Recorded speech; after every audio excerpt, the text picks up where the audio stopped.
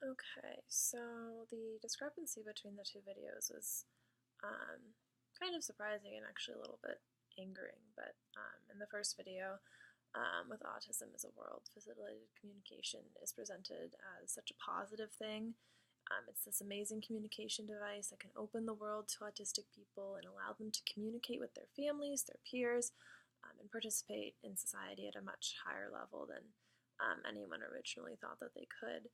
So the video makes it appear that it's like this magic key, that FC is the solution.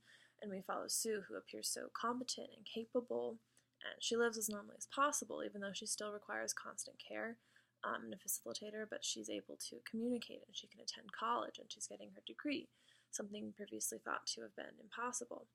We see her speaking to other kids. She's an inspiration.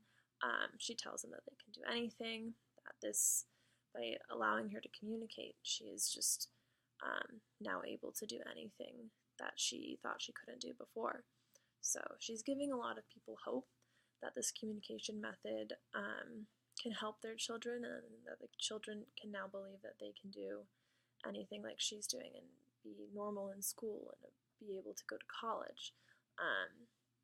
So it did present it in a very positive manner. It was very kind of glamorized almost, but I did, as I was watching it, I was kind of curious why I hadn't really heard of it before, and why, if it was so amazing, I hadn't seen it in school when I was growing up with the autistic children, because if it's so fantastic, why is it still not around or anything? So watching the second video, Prisoners of Silence, I saw why, so I could immediately see the problem. In this video, FC is presented much more realistically. I mean, you might say negatively, but I would say realistically, and kind of scientifically, instead of focusing on how it helped one individual to succeed in her life. It kind of examined how FC actually works, and it questions the success, especially when the issues arose. So for a method that claimed such great benefits, it was kind of shocking to learn that it had never been tested or researched before distributing it to such an incredibly vulnerable population. So it definitely presented a much more negative image of FC by showing multiple studies conducted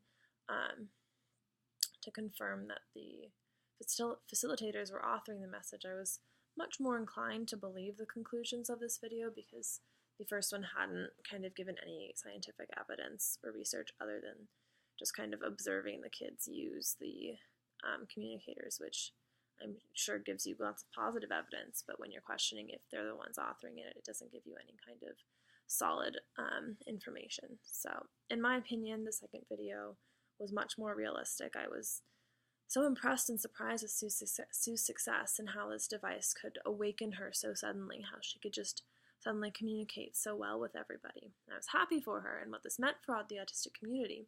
But while I could appreciate how this helped her in her life, I could also kind of just get more and more frustrated with how it was allowed to be promoted after watching the second video, and kind of appalled at how quickly it was used against the children and manipulating them in their lives and taking advantage of what this allowed them to do.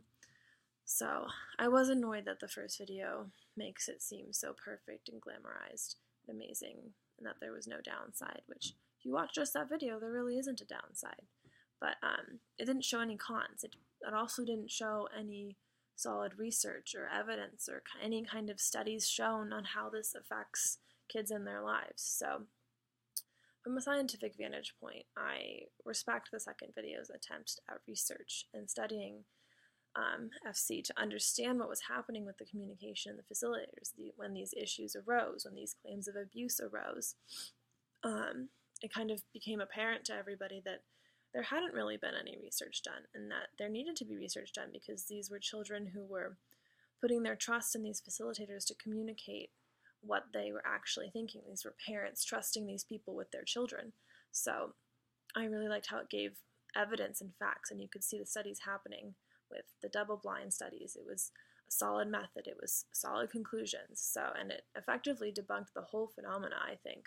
So I guess that's why I'd never heard of it before, because it's really not I believe everyone is kind of in the same conclusion that there's no solid evidence to the benefits of this. So, yeah, there's clearly a big discrepancy, but in my opinion, the second video's was much more realistic conclusion. So,